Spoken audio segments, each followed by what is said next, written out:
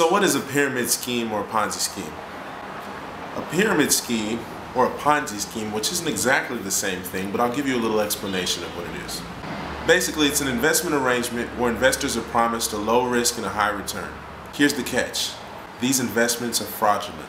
They're not actually investments. They eventually collapse, and investors can lose a lot of money.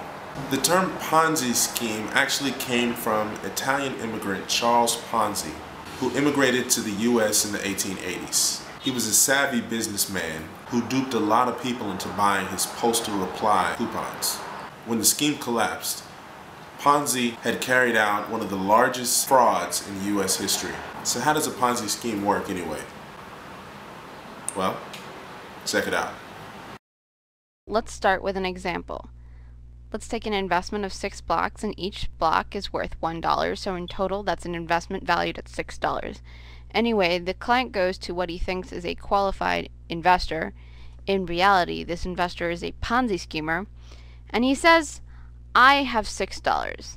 The investor says, if you give me your $6 and invest with me, I will give you $9 of return. So the naive client gives his $6 to the investor.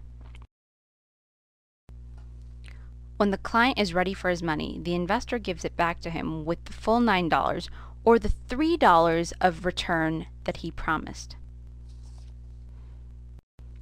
Satisfied client Green goes and tells his friends Orange, Red, and Blue about his wonderful investment experience. In turn, Orange, Red, and Blue give their investments to the Ponzi schemer. Sure enough, when Orange, Red, and Blue ask for their money back, Ponzi schemer is able to produce it with the high returns that he's promised. The problem with Ponzi schemes is despite the great return, it's looking behind the returns that actually matter. The truth about them, and this is the secret about Ponzi schemes, is they're not about investing. Rather, it's a distribution or a redistribution of money from new investors to old investors. And in this example, let's say there's an old investor, Investor Pink, and he had given Ponzi schemer $6. So he goes to Ponzi schemer and says, I want my return. What Ponzi schemer has actually done is that he's taken money from the newer investors, Red, Orange, and Blue, and he's used that money as part of the return.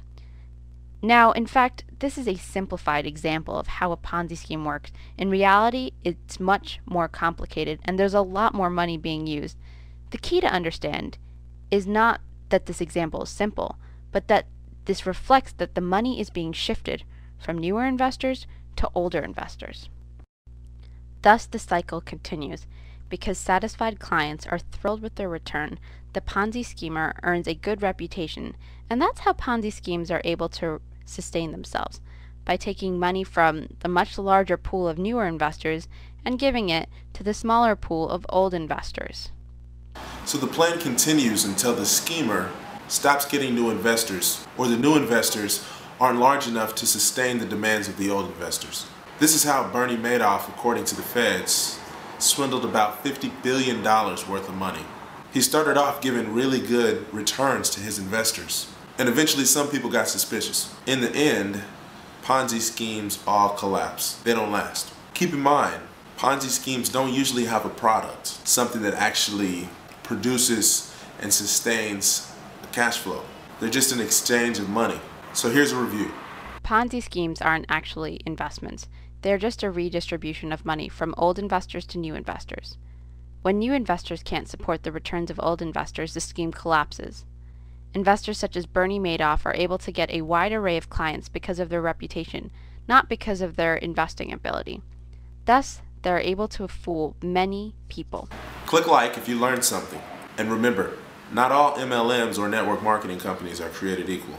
And not all MLMs or network marketing companies are Ponzi schemes or pyramid schemes, but some of them are. But there are also a lot of legitimate companies out there now where people are making a substantial income from the efforts and leverage of other people. It's been proven to be an excellent business model. Robert Kiyosaki calls it the perfect business. And now, because of extensive research and the direct selling organization, 2,000 to 3,000 people join home-based businesses every week.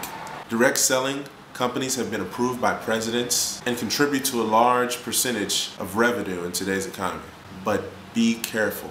Like I said, not all MLMs are created equal. If you're looking for an additional stream of income, make sure you do your research. Subscribe to my page and check out my websites to find out more about which network marketing companies are legit.